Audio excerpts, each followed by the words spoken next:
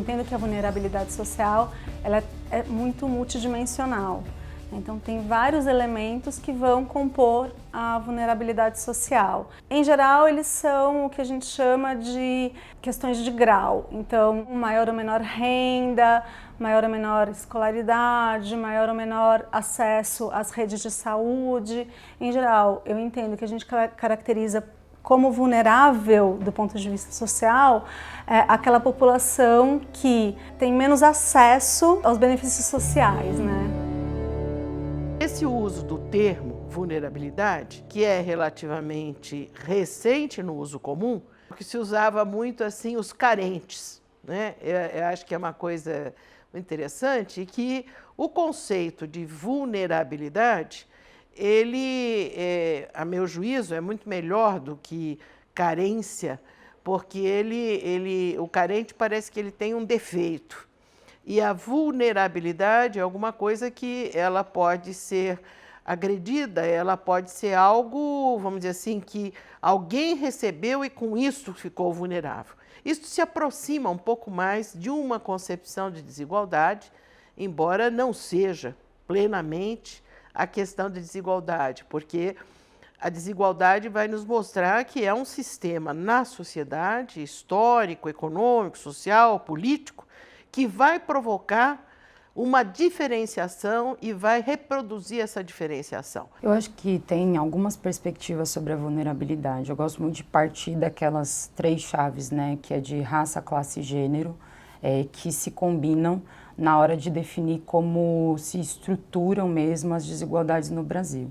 Começa, eu acho que primeiro com o aprofundamento da desigualdade fundiária, territorial, essencialmente, quando você vai retirando terras de quem pertence, né, originalmente, e vai estruturando em cima disso um modelo econômico que faz parte, né, da tradição do Brasil, que a gente chama de extrativismo, e que define o modus operandi do Estado e da política econômica brasileira até os dias de hoje, e que, portanto, proletariza, né, mão de obra indígena, posteriormente, né, proletariza a mão de obra negra em condições extremamente precárias, proletariza a mão de obra das mulheres, das comunidades tradicionais, povos da floresta, quilombolas, para fazer vigorar um projeto de desenvolvimento nacional que concentra absolutamente a riqueza e distribui completamente todas as vulnerabilidades e desigualdades que a gente vivencia. A vulnerabilidade social no Brasil, ela tem raízes históricas muito evidentes. É óbvio que todo tipo de situação econômica e social de um país vem de sua própria história, mas no Brasil nós temos episódios que levaram à situação em que a gente está hoje, que são muito conhecidos. Esses episódios, eles são os de exploração, por exemplo, da monocultura, exploração da mão de obra escravizada, exploração política, em que muitas vezes a participação dos trabalhadores foi tolhida e isso não permitiu que a gente tivesse uma sociedade que, por meio da democracia, efetivasse uma situação menos complicada em termos da situação econômica e social do país. A gente tem o conceito de desigualdade estrutural e a gente tem a questão da vulnerabilidade social. Por vezes esses conceitos eles se misturam, eles se confundem, mas a desigualdade estrutural é o que produz e reproduz a nossa sociedade tal como ela é constituída hoje. Ao passo que a vulnerabilidade social ela é um efeito dessa desigualdade social que estamos acometidos.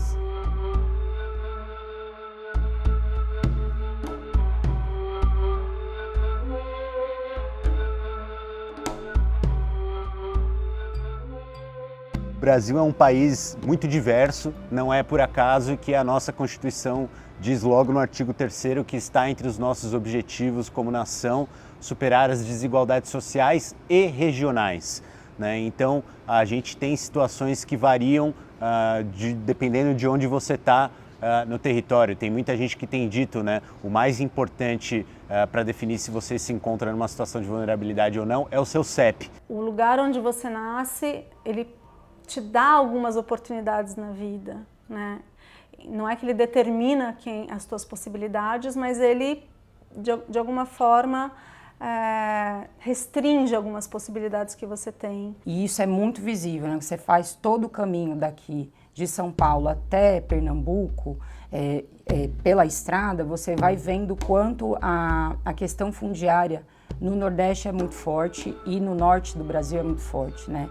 São grandes extensões de terra desmatadas para criar gado, em cidades muito pequenas, onde você vê muita gente morando em casa de palafita e o prefeito da cidade ou os donos ali do poder com extensões de terras muito grandes, né?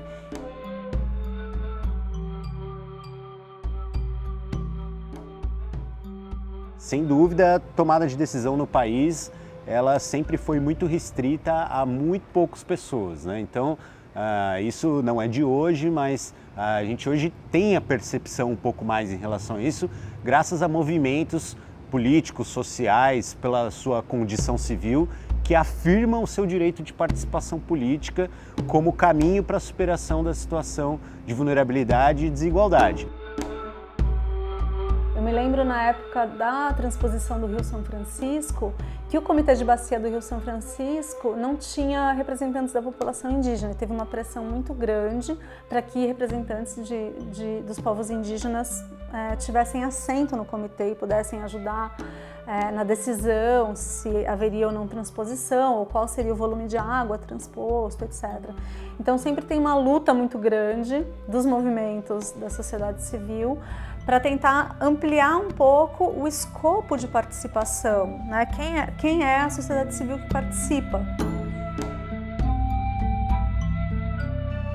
O território, ele é político. Ele é político porque a política ela está capilarizada nas nossas relações.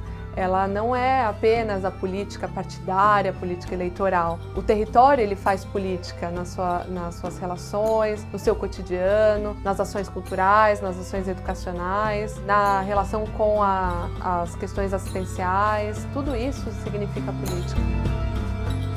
Eu acho que o que o Brasil mais tem são vulnerabilidades políticas, historicamente falando, e que dependem também muito da perspectiva se a gente tem governos mais democráticos ou menos democráticos. Por quê? Acho que a Constituição Federal ela é um marco muito avançado do Brasil em termos de inclusão social, de reconhecimento de direitos, de reconhecer a necessidade de mudar as estruturas de desigualdade do Brasil, mas que na prática não vigora, porque depende muito de uma política de Estado para acontecer.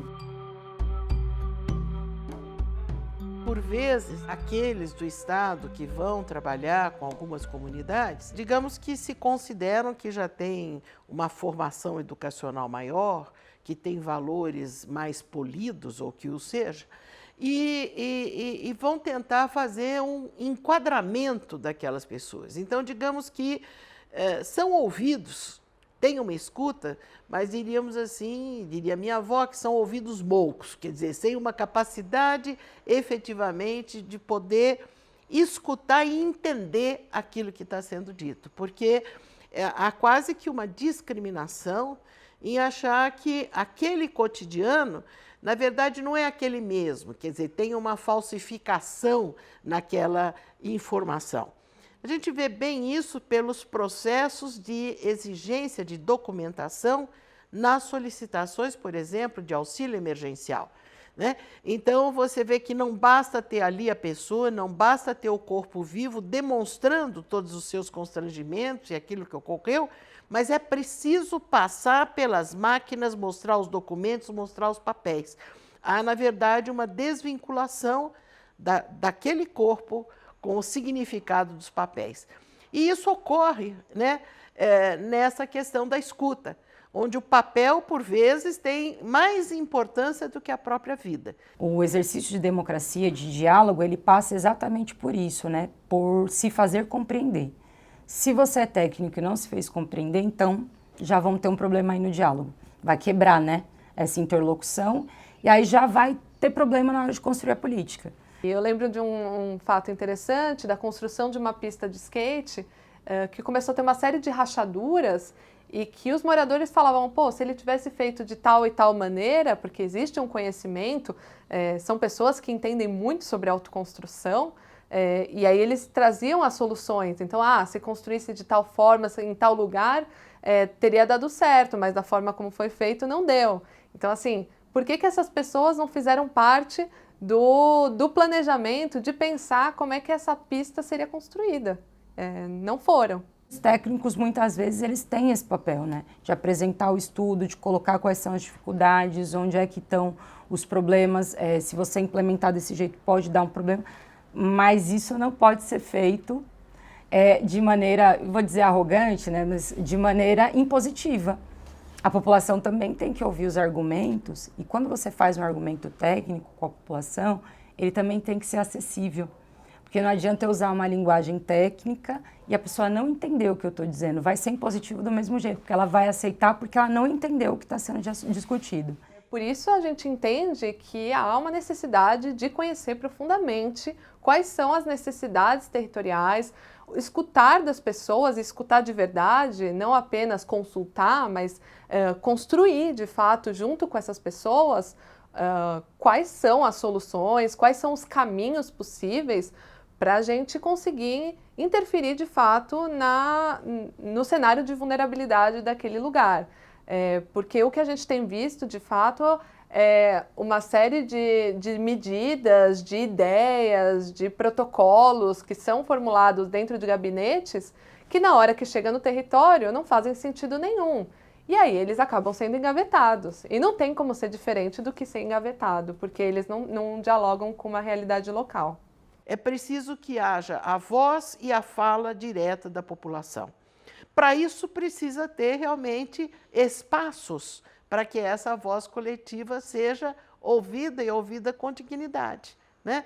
Então, acho que são, vamos dizer assim, necessidades de você ter processos decisórios abertos para ter realmente a expressão dessa voz, a representação dessa voz por aqueles que vivem a situação.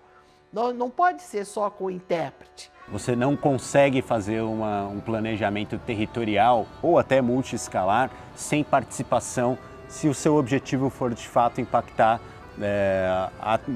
em sentido transformativo aquela situação. Então, planejar com participação, observando a necessidade de cada público para poder participar é fundamental. Qual é o modelo? A gente precisa pensar nesse modelo de participação, né? E como ele vai ser construído, nas suas mais variadas escalas, quem vai participar, se a gente vai fazer uma construção eminentemente territorial, como por exemplo os conselhos de cidade são, né? Que você vai indo do mais local até fazer uma conferência nacional de cidades com delegados, né? Acho que ali tem uma coisa interessante, né? Que você vai construindo a partir da base até chegar numa conferência nacional de cidades, assim. Então, talvez a gente precise pensar em modelos que têm um pouco como base essa ideia de construção nas múltiplas escalas da participação. A gente parte da construção de políticas públicas a partir de uma universalidade que não existe,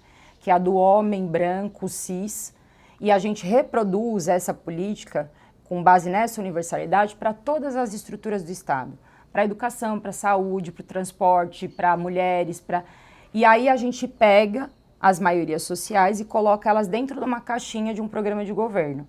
Então você pega os programas de governo, tá lá, assim, políticas para mulheres, indígenas, quilombolas, LGBTI, não sei o que lá, larará, é tudo num parágrafo só, né?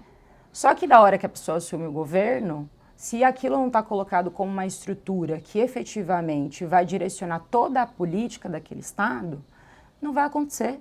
Não adianta você colocar num parágrafo, porque você tem que inverter o olhar e a forma como você estrutura a política. Minorar essa vulnerabilidade social não pode querer dizer acabar com essa diversidade. É uma população que está procurando, né, se fazer ouvir.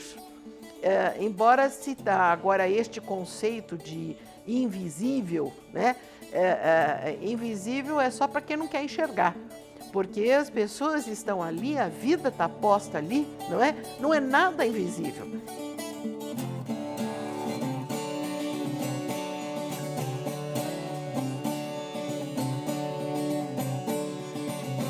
A crise do coronavírus, ela antecipou várias crises do século XXI para as quais a gente vai precisar estar preparados. Uma delas é a crise ambiental, né? Já faz tempo que isso está se anunciando. Como que a crise ambiental vai impactar ainda mais esse cenário de desigualdade e criar novas vulnerabilidades? Como que o mercado de trabalho vai, no século XXI, se comportar e quais são as políticas que a gente precisa para isso?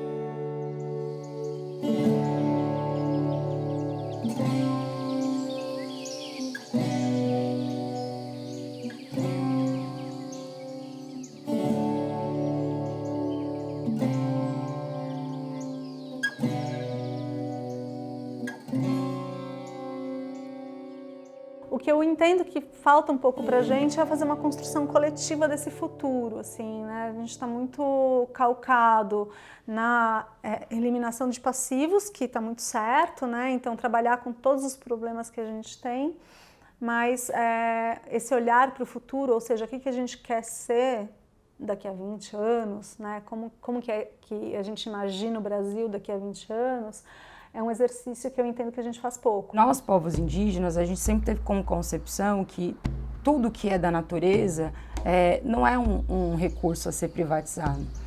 A gente pertence à natureza, né? Todas as esferas, né, do conhecimento, da vida, da espiritualidade, da política, da natureza, da cultura, para a gente são integradas. Quando a gente não se acha, né, nem superior nem inferior à natureza, a gente não vê nela uma relação de exploração. E essa é toda a diferença, né, dos povos que estão até hoje resistindo a esse sistema. Porque a gente apresenta uma saída concreta para o que está colocado. Talvez o desafio não seja mais nem o de crescer, mas o de dividir o que a gente gerou de riqueza até aqui, né, até porque boa parte da riqueza do mundo está acumulada em pouquíssimas mãos, né, e não há política pública, não há ação coletiva se a gente não alterar essa situação com muita vontade, muita participação política e muita clareza sobre onde queremos chegar. É uma luta grande, é uma luta de longo prazo, mas eu acho que é uma luta possível. Acho que a gente tem que ter como perspectiva isso, não só para o futuro, mas para o hoje. Toda vez que a gente pensa a política, toda vez que a gente pensa consolidar políticas públicas, sociais, a gente tem que estar na cabeça que a gente tem que desconstruir as vulnerabilidades, que a gente tem que eliminar essas vulnerabilidades. Se a gente não partir deste princípio formador das coisas, a gente não vai fazer nosso papel direito. Quem pensa políticas públicas e investe nos territórios, por vezes tem medo de politizar as pessoas que nesse território estão inseridas. Mas a gente vê que é justamente politizando esses indivíduos que a gente consegue trazer uma transformação de fato para esses territórios. E aí, politizar em que sentido? Trazer a voz dessas pessoas para dentro, de construir com e não construir para. E aí isso muda completamente a formulação desse projeto, dessa política. Porque quando você coloca essas pessoas como protagonistas e construtores dessa transformação, aí o caminho é completamente diferente.